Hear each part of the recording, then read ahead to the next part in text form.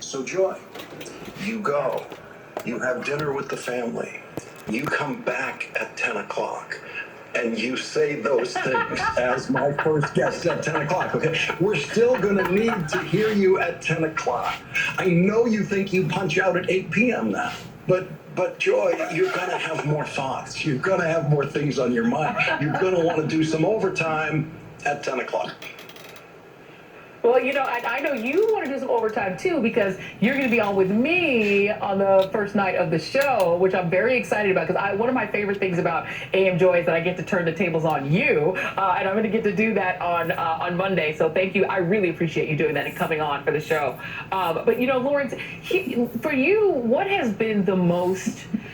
I mean, alarming actually is not even a word that even means anything to me anymore, because I think I'm past alarming. But between the pandemic and 135,000 people dead, which I still can't get my head around, what you see in Portland, the kind of violence, the violent policing that's been encouraged by this president, the foreign policy weirdness with Putin and the whole Helsinki thing, what to you has been the single most alarming thing about the Trump era? I think ultimately it is the pandemic. It is the 130,000 dead. It'll be 200,000 dead thereabouts, maybe by the time we get to Election Day, because almost everything else we talk about, including that wild, out of control federal police force in Portland, is all correctable on election night.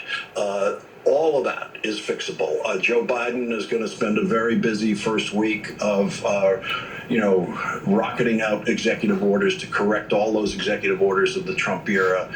So much of that can be fixed. What cannot be fixed is the lives lost in the fight against this pandemic. That can never be fixed. And the people who are going to suffer chronic illnesses for the rest of their lives because they got COVID-19 in vulnerable situations, that cannot be fixed. And so that will be ultimately the biggest price that we pay from all of this. And my biggest fear at the beginning of it was that everything I could see Donald Trump doing, I could see how we could fix it with an election. And my biggest fear was North Korea. My biggest fear was there he was getting in Twitter battles with a dictator in North Korea who's got nuclear weapons, and Donald Trump could get hundreds of thousands of people killed in South Korea, for example, if anything broke out there. And that was my biggest fear. And now it turns out, yes, hundreds of thousands of people are dying, and they're dying because of Donald Trump's irresponsibility and dereliction of duty, but it was in a way that we couldn't see coming. Yeah, you wrote Deadly Force, which I read and is a great book. I think everyone should read it to sort of understand, the sort of culture of policing. People say that police can be changed by training. I'm not convinced of that. Both having a godbrother who's a former police officer, that it isn't training, right? I mean, there's something else that's more deeply wrong. And if you agree with that, then what actually can be done to change it? Joy, I think you have to recognize that the training part of it doesn't work. We've had the best kinds of training we could have for well over 30 years now. And the poisonous training that precedes it is a lifetime, literally a lifetime, that every police officer now has of Hollywood cops in their head, from Clint Eastwood's Dirty Harry to all the cops on TV, all of whom are completely fake. And that is the more important portion of their training. They're human beings also, the best of them. Mistakes are going to be made. These things are going to happen. They're going to happen no matter what we do and no matter what reform we introduce. Just like plane crashes. We've done everything you possibly can to stop aviation disasters, okay? But they still happen. And usually what we discover at the end of any plane crash, most commonly, is pilot error. Every once in a while it's manufacturing error, which is really egregious and horrible, and we've seen those cases.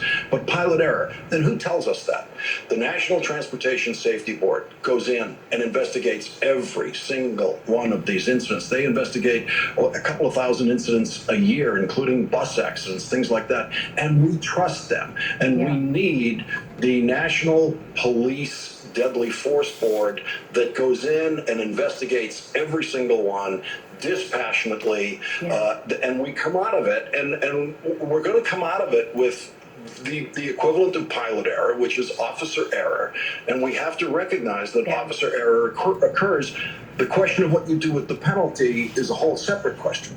But we do need that dispassionate central federal authority that investigates every single one. It's about 1,300 of these incidents a year. Less than 100 of them are controversial. There's around a dozen that are intensely controversial, and we have the capacity to investigate those completely, thoroughly, and dispassionately and honestly. Lawrence O'Donnell, whose great show, The Last Word, will have been on for 10 years in September. Congratulations on that. And thank you very much always for being a good friend. Yeah, no, well done. Joy, well done, Lawrence O'Donnell. You're the best. Thank you so much. Your first 10 years are going to fly by. And I'll see you on Monday night. Thank you very much, Lawrence. Really appreciate you. And my final block here on AM Joy is next. Yes, yes, yes, yes, yes, yes, yes, yes, yes, yes, yes, yes. Yes. Welcome to prime time, my beloved Joy. Not just well-deserved, but overdue. I have so many questions. First, do you get a new office?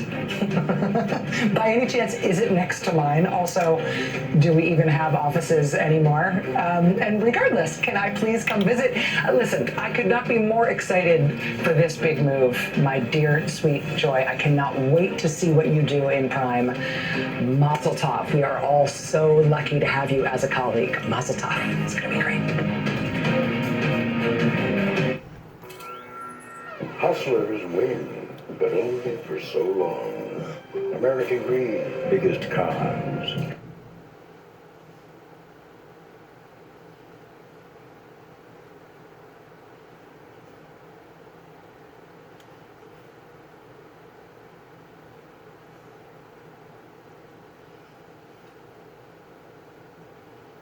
Change comes from listening, learning, caring, and conversation. Joy, you honor the highest tradition of journalism and embody Eichel's words and example to the fullest. Congratulations, and thank you for being ours. I look forward to watching you trailblaze with grace and humility right into primetime. Hi.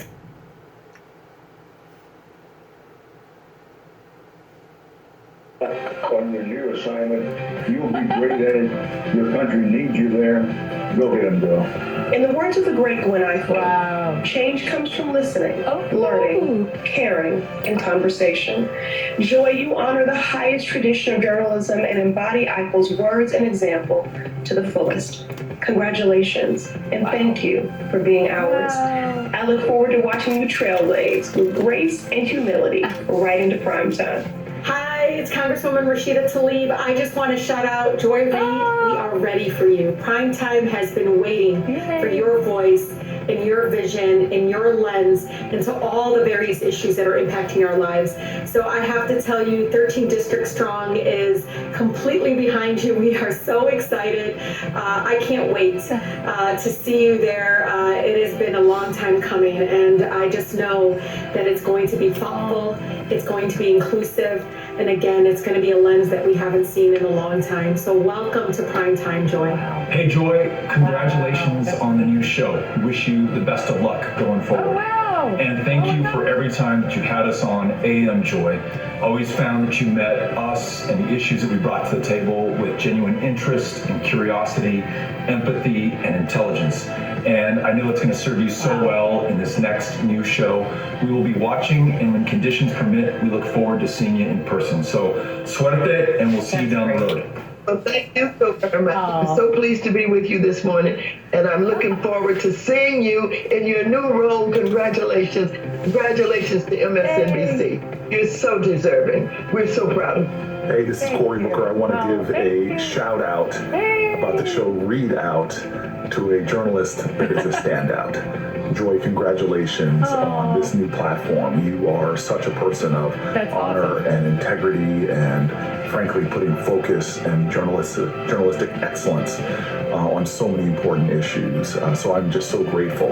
And hey, MSNBC, in the words of the great Anita Baker, thank you, because you bring me joy. Oh. Hey, Joy, congratulations on the big move. I'm so excited for you. I'm so happy to be a part of the MSNBC team. Congratulations on breaking yet again another glass ceiling. It's so important not only to have your voice on our air every weeknight, but it's important for the country and our society.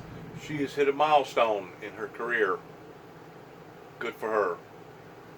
Good for her. You're the person I'm supposed to be when I grow up. I can't wait to watch the readout. I'll be there. I know you will too.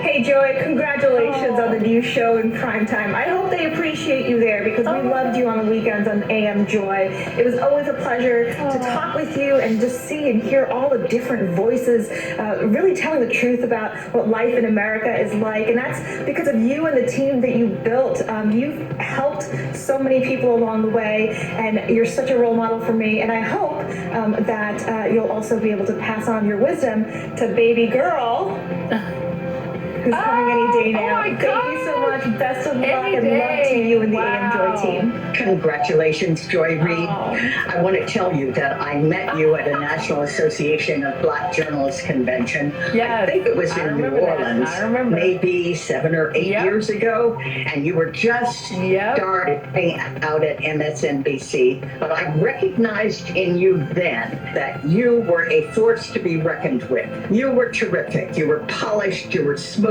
and intelligent and just fabulous. And I told you that, and I guess you wondered, who is this woman telling me this? Well, it was me, and I have watched you get better and better and better through the years, and now you're at your spot. You're at your place where you belong. No one can take that away from you. And I expect nothing but more wonderful and greater things from you.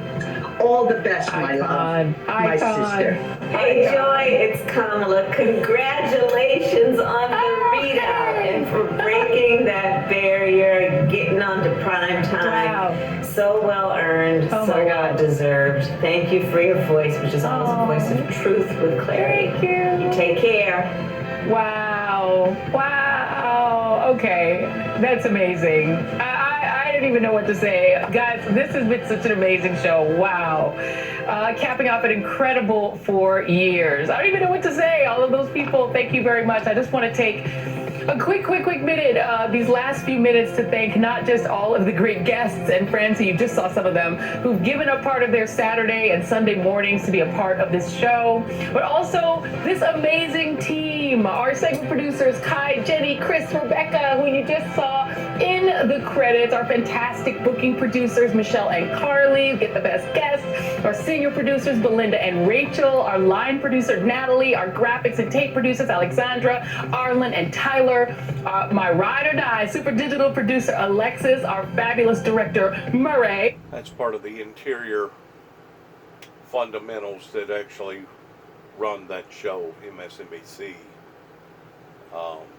It's just amazing and remarkable what it takes to put together various programs and various settings of interviews with various people. It's amazing how much legwork that it actually takes to put together a show that is successful. She's done a magnificent job, and she deserves being exonerated into another higher degree. Good luck to her. She's an amazing person. She really is. All for you. You guys are what makes this show so special. And even though Joy is exiting AM Joy, which I'm very sad about right now, this show, this great little brand that we built, will still be here. I hope that you'll continue to support our friends like Tiffany Cross and Jonathan Capehart when they're filling in his chair. And please stay on board as we grow this unconventional weekend time slot to new heights. Thank you, thank you, thank you. It's all because of you that I even had the opportunity to do prime time. It's because of you guys. And so the readout is also because of you. So I look forward to also seeing you there at 7 p.m. weeknights. And even though I am leaving this incredible team, we will be staying right here. So please watch the amazing things that they do next. I'm excited to join you as viewers on weekend mornings from my bed. Because seriously, I'm going to be watching from my bed. I'm sleeping a little bit late, but I'm going to get up at 10 and watch. That's our show for this morning. Thanks so much. Alex Witt, my girl, picks it up from here. Bye. Our health comes first, which is why we keep... They have so much responsibilities in making sure that they talk about the facts.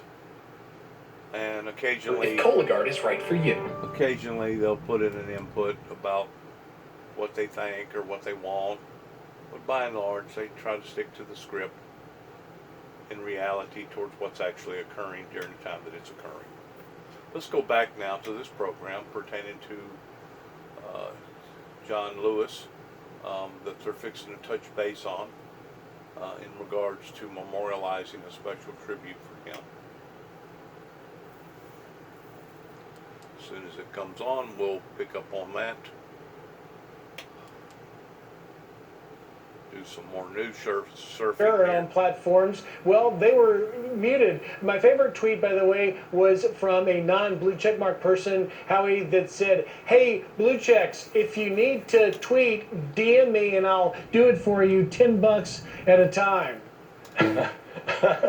Well, you know, I mean, I think we're pretty nice guys, but look, the reason that people have blue checks is that they're Christ. I won't look back, let up, slow down, back. Works. The Total Gym is built to last. And proudly George W. Bush, Vice President Dick Cheney.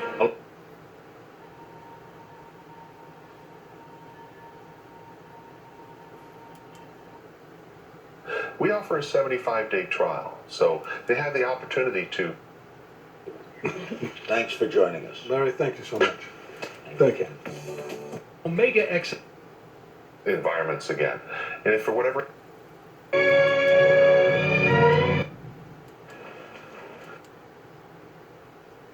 Have cerebral edema. He has the potential to have Free shipping. Get yours today. the But with True Firm. This looks. Catch up to 8 live games on one channel. This is the last lap. Drifting. It wouldn't drift. Well, some of the best handling cars in the world is these. I know. One more thing. What's that? There's a weird noise. Peptiva is the first ever What to do next? How do you get in front of company? Vesco Distributors, Inc. Let's try again. Right back to one. Accident forgiveness from Allstate. A few years before the pandemic, we heard a lot about something called modern monetary theory. And serious guys like you and me said that was a lot of baloney. So what's going on right now? Well, I'm not. It's not for me to say it's baloney, but I explain to people that if you're still debating whether or not we should do it, the debate is over. I'm pretty sure we're doing it right now. I spoke this past week with Stephanie Kelton. She's kind of emerged as the spokeswoman for this. This need from InventHelp. Here in New York. We're approaching high noon here in the east, 9 a.m. out west. Welcome to Weekends with Alex Witt. We have breaking news this hour. The president with new and pointed remarks on Anthony Fauci, COVID-19 testing, when the virus will end, the Confederate flag, and whether he will accept the November election results. We will fact check an exhaustive list of grievances. On the run in Portland, protesters clash with federal agents. The mayor from that city issuing a scathing rebuke of the Trump administration. We've got the latest on that in a live report. Shutting it down, new curfews in Miami Beach. The mayor calls it the epicenter of the epicenter. The new coronavirus numbers in Florida, can they stop the spread? Remembering John Lewis, how his congressional colleagues hope to honor him, and why the time we live in right now may make that impossible. Details ahead. But as mentioned, we're going to bring you the breaking news with the president in a wide-ranging interview defending his Hamlet. Will set up scholarships for black students and increase recruitment from historically black colleges and universities. And Microsoft is pledging to double the number of black and African American staff in managerial and senior positions over the next 5 years. It's also committing $150 million to its diversity and inclusion initiatives. For more information on how you can help fight racism and injustice, go to CNN.com/impact. I'm Phil Black in Stockholm, and this is CNN.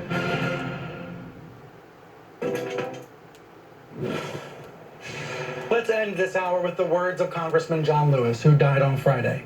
A monumental figure of the civil rights era, Lewis wrote in his memoir about the importance of the presence of the press at the protests. In the extraordinary book, The Race Beat, you hear more from Lewis about this. The book actually concludes with the following observations by Lewis. The civil rights movement had succeeded, Lewis concluded, because we had a group of men and women who were prepared to get up there, to write the words, to shoot the pictures, capture the sound. Lewis said, quote, "If it hadn't been for the media, the print media and television, the civil rights movement would have been like a bird without wings, a choir without a song." And the struggle continues today. Godspeed, Congressman Lewis. Energy, the power behind.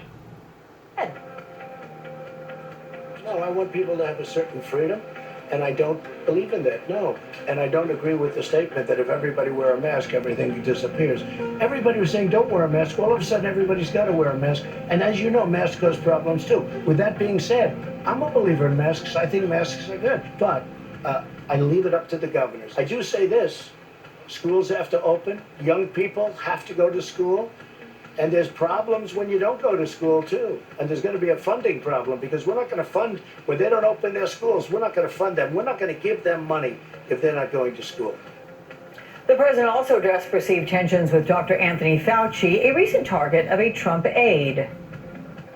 Look, Dr. Fauci said don't wear a mask. Dr. Fauci told me not to ban China. It would be a big mistake. I did it over and above his recommendation. Dr. Fauci then said you saved tens of thousands of lives, more than that. He said you saved tens of thousands of lives. Dr. Fauci's made some mistakes, but I spoke to him yesterday at length. I have a very good relationship with Dr. Fauci. I don't know that he's a little bit of an alarmist. That's okay. A little bit of an alarmist. I'm an alarmist? A little bit of an alarmist. Let me just say, Dr. Fauci at the beginning, and again, I have a great relationship with him. I spoke to him at length yesterday. Dr. Fauci at the beginning said, this will pass, don't worry about it, this will pass. He was wrong. Dr. Fauci said, don't ban China, don't ban China. I did. He then admitted that I was right. But you made mistakes, too. I guess everybody makes mistakes. Well, NBC's Josh Letterman is joining me now from the White House. You know, Josh, when you listen to this interview, it is both remarkable and not altogether unexpected the way this president responded to some of the questions. He still desperately clings to some of his prior less plausible statements. Let's talk about what more he said in this interview. Yeah, a remarkable interview, Alex, in which the president was pressed repeatedly and presented with facts rebutting his own claims about testing, about progress the U.S. has made on coronavirus, and really forced to reckon with his own past statements about coronavirus that have not held up to scrutiny over time.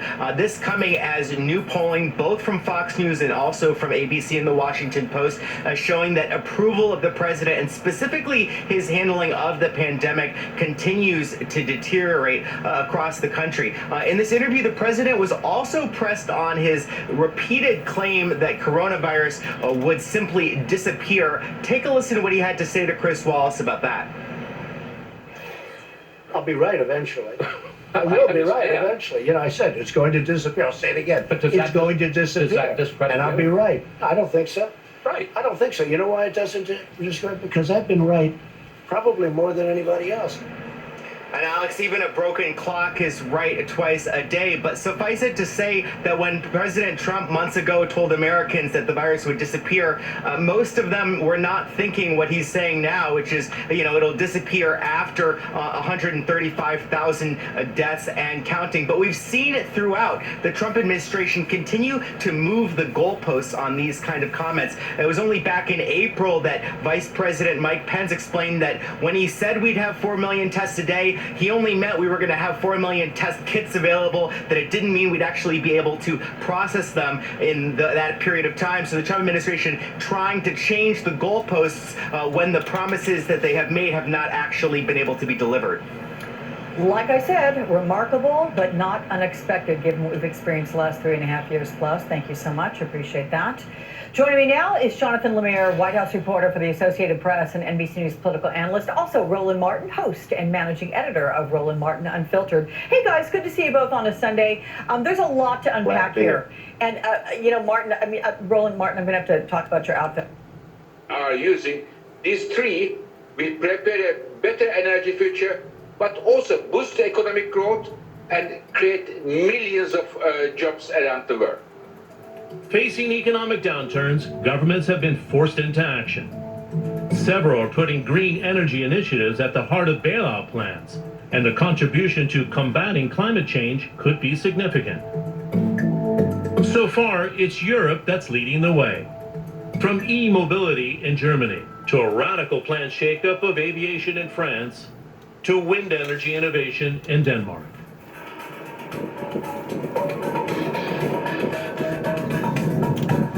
At the sprawling Zwickau plant in Germany, Volkswagen is cautiously resuming production. Its last gasoline-powered car rolled off the production line here last month. Hallelujah. It's about time. They're finally starting to come around towards realizing alternative energy usage for the general public.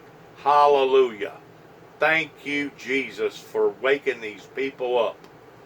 They have been lagging in productivity in these automobiles, and they're finally stepping up to the plate. Now this facility is looking to a greener future, one where only electric cars will be produced. Its first EV, the ID3, will start deliveries in September. The group is investing about 33 billion euros into electric cars, electric plant transformation, battery cell production. We have committed as Volkswagen to the Paris. 33 billion. I wonder what that's adequate to American dollars. 33 billion. That's probably right at $500 billion.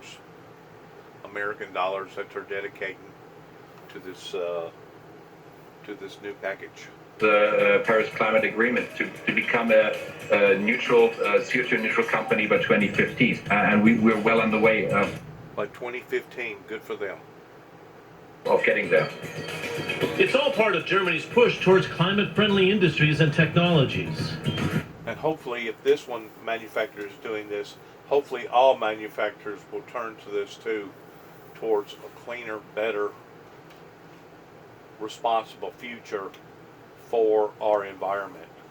God, it's been so long in the making. It has just announced one of the world's greenest stimulus plans, a $45 billion package to wean it off fossil power and gasoline cars, all with the aim of decarbonizing Europe's largest economy. Yes. The main areas are transportation, for electric mobility, for railway infrastructure, for public transportation, to make the whole transportation sector more green. And on the other hand, money is spent also for buildings insulation, to improve energy efficiency of buildings, and also to increase the whole energy transformation towards more renewable energy. One of the things that Donald Trump is not just behind on, but is in total denial of. It's taking other radical steps too. Germany is set to abandon coal as a fuel source by 2038. 2038. That's 18 years that it's going to take for them to alternate from the source of power that they're using now versus a new alternative energy. 18 years, that's a long stretch towards the carbons that they're putting into the country, putting into the atmosphere right now over in our country. By 2030, it hopes to cut greenhouse gas emissions by 55% when compared to 1990 levels. The plan that Germany has put forward, I think, is unquestionably impressive, both in scope and in scale. It sends the right messages to the private sector and other investors. It's a very clear direction of travel. France, too, is sprucing up its green credentials. Its president, Emmanuel Macron, wants France to become Europe's clean car producer. He's announced a $9 billion plan to revive the country's motor industry. It includes increased subsidies for buyers of electric and hybrid cars and support for research into hydrogen power and self-driving cars. All part of France's goal to achieve net zero carbon emissions by 2050. But another plan that caught many by surprise is to make the national carrier, Air France, the greenest airline in the world.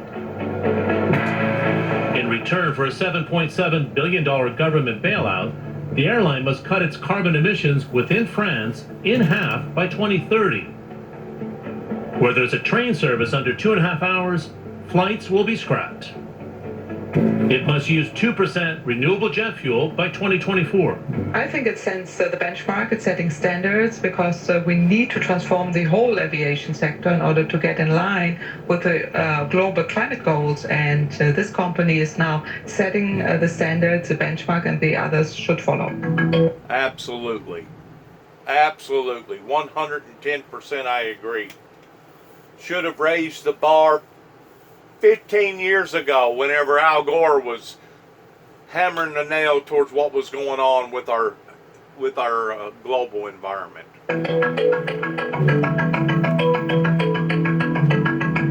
But it's tiny Denmark that is punching above its weight. It has just concluded a landmark climate agreement that will have ramifications far beyond its shores.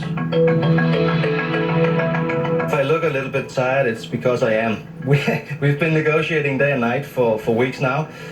Minister Dan Jorgensen is leading its ambitious targets. Denmark wants 100% of its power from renewables by 2027, up from 50% today. It has committed in law to cutting its CO2 emissions by 70% by 2030, when compared to 1990 levels, and be carbon neutral by 2050. Well, I think first of all, it's important to say that we don't actually know how to achieve that target. If we knew it, then it wouldn't really be that ambitious. We're saying instead of asking what is possible, we ask what is necessary. Our task then is to make the necessary possible. Right. To reach its renewable target, it has enterprising plans. It intends to construct 2 giant offshore wind energy islands in the North and Baltic Seas. They will help quadruple Denmark's total offshore wind energy capacity and make it a green energy exporter. Wow. And one of the reasons why we're doing that is that we hope to be able to take the electricity from the wind turbines on the sea, make it into gas, make that gas into e-fuels, and put it on planes. So basically, this is future technology that we are hoping to be able to implement within a few years. Yes. And that will help us reach our goals. Yes. Yes. But what about the rest of the world, especially the 3 big producers of planet-warming gases? The United States, China, and India. One person who I know will provide me with the answer is future energy expert Varun Sivaram. I met him last year when he was on an energy journey in India. India's emissions are growing very rapidly. It's also the world's fastest growing major economy over the last 5 years. Now, in light of the COVID pandemic, he finds himself back in the United States, trying to see what course the energy transition takes next. I worry that in China, we actually could see backsliding. In China, you have a tale of 2 proposals. On the one hand, new infrastructure investment in electric vehicle charging, in digitalization, and in ultra-high voltage transmission lines. But on the other hand, you see a resurgence of coal power. In India, another major emitter, you see renewable energy actually increasing on the grid by 40%, but you see a large investment gap over the next decade, $500 billion. And in the US, we've seen $3 trillion of stimulus measures, but none of that is going toward climate-friendly measures. I think we lack a long-term strategy in the US. When it comes to energy and climate change, America finds itself at a crossroads. What happens in November's crucial election will decide which future course it takes. That's why Varun is laying out what needs to be done in a new book called Energizing America. Look, we don't spend enough on energy innovation. We spend 5 times more on health innovation, 10 times more on defense innovation. Our book argues that the federal government should triple federal funding for clean energy innovation to $25 billion per year. Absolutely. We lay out a roadmap over the next 5 years. Absolutely. 10 technology areas.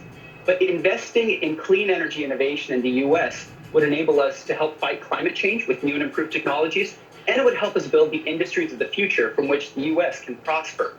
You know, we've just witnessed the 7th energy shock in 6 decades. What's going to be the impact of that? Just like the last 6 energy shocks, as soon as economic growth rebounds, so too do emissions.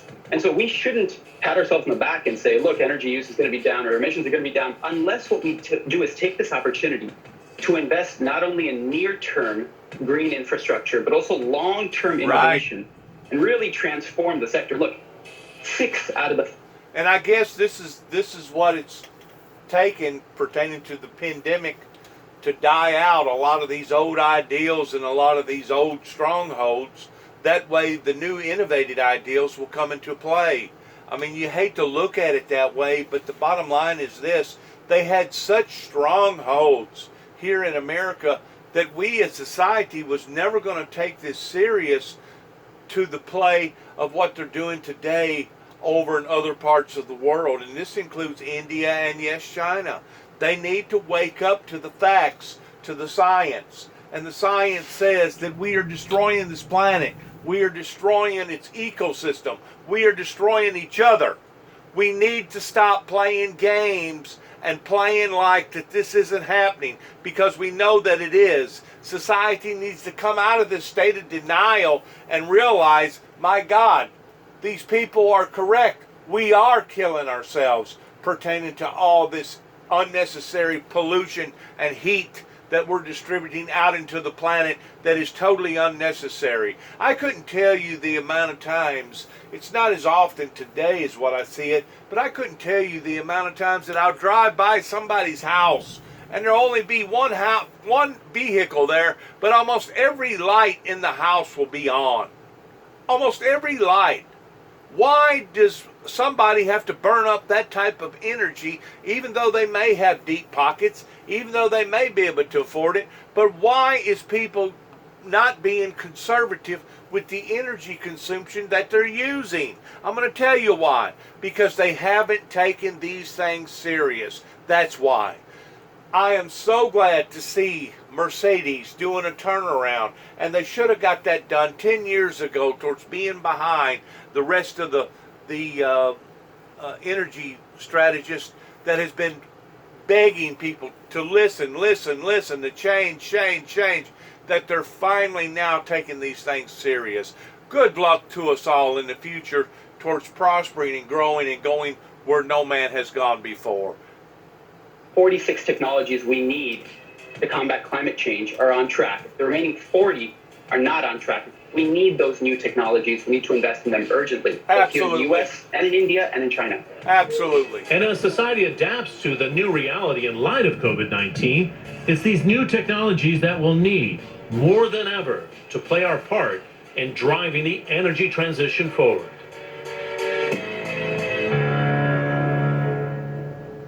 I was very, very impressed in how that they're going to set up various locations in the Atlantic and the Pacific Ocean towards basically being energy stations to where various boats can pull up and get recharged and then go back. And I seen a program the other day where they was decommissioning a lot of your bigger 747s and a lot of your big jumbo jets, not only here in America but throughout the world, that they was decommissioning a lot of them because they're not feasible, they're not economical, they burn up way too much fuel, they're old, they probably should have went to the graveyard probably 5, 6, 10 years ago. And I'm finally seeing a transformation of this energy renewable package now starting to come alive towards the new Green Deal. And I'm so glad.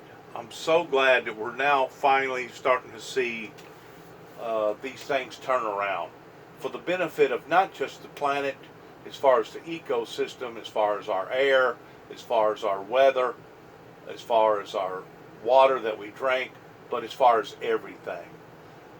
You know, it was just the other day I had a pretty long, lengthy conversation with my cousin over in Kenton that wound up being strucken down at a young age because of the chemical content that was involved in the body shop industry, which at that time the body shop industry was not taking it serious towards the isocyanates and all the other chemicals that they put in various paints and primers and etc. Basically, he had a nervous breakdown to the point that every nerve ending in his body become allergic to the body shop industry, to the point that he could walk in the back door and try to make it to the front door, and by the time he made it to the front door, he was going into convulsions, throwing up, being nausea, and couldn't hardly breathe. The fact of the matter is, the things that we're breathing has a big influence on our health pertaining to cancer, other types of diseases, because our lungs is 99.9% of our lifespan supply that goes in and out of our noses and in and out of our mouths, that the lungs take one thing and turn it into something else so that it can mix into our blood system properly, that we call oxygen pertaining to our life. If the air that we breathe is contaminated, it contaminates the whole body.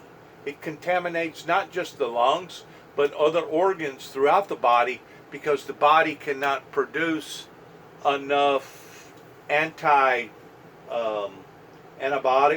of fighting off these type of resistance and these type of entities that cause our bodies to react the way that our bodies are reacting.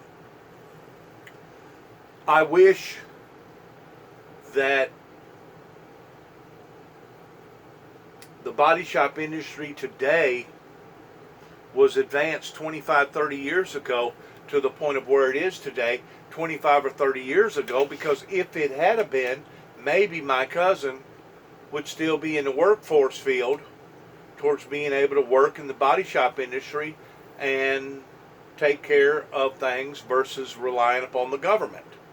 But because his nerve system and his lungs, asthma, allergies, whatever you want to call it, has been affected, now he's basically at the point of relying upon various entities coming from the government just to be able to survive. And it's really, really sad, because back then, in those days, whenever we was putting together various schemes, paint job schemes on vehicles and widening flares during the muscle car industry, that was a fun time to explore with various architectural designs on various automobiles. But it was also a very dangerous time, because we didn't realize some of the dangers that run with those type of occupations. Good luck to all of us. I appreciate you listening to this global energy challenge of today, walking into the 21st century here in 2020. I do believe that our election will, not could, but will make a difference on where we go into the future pertaining to our children and our children's children, towards where we're going to reach out into the future pertaining to protecting our atmosphere, protecting ourselves and what we breathe and what we eat, protecting the planet. That way our children and our children's children and possibly their children will have an opportunity of enjoying the same things that we enjoyed. We have to wake up to these scientific facts, to these scientific no-brainers towards what we're doing to each other and what we're doing to the planet. And once more, we here at the Windmill Ministries at 291 Thompson Road cannot emphasize enough towards wishing each and every one of us good luck in our endeavors towards where we go from this moment on. Thank you for listening, and shalom.